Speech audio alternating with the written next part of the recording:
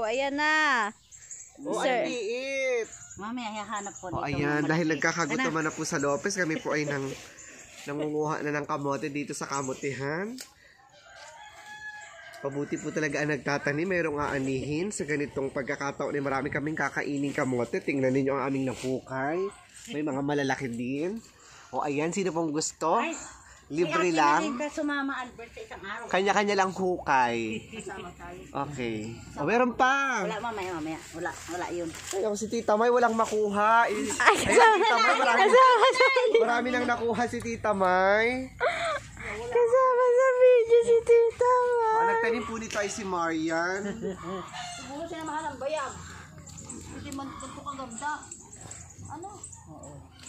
Meron din kamatis. Ito mo kamatis. O, diba? Meron ding, ano to, kangkong. Nasaan yung kangkong? Wala na, nadait mo. Ayan. Kaya lagi po kayong magtatanim. Para hindi po kayo magugutom. Yun naman, nandyan. Ang dami na, oh. O, diba? May malalaki.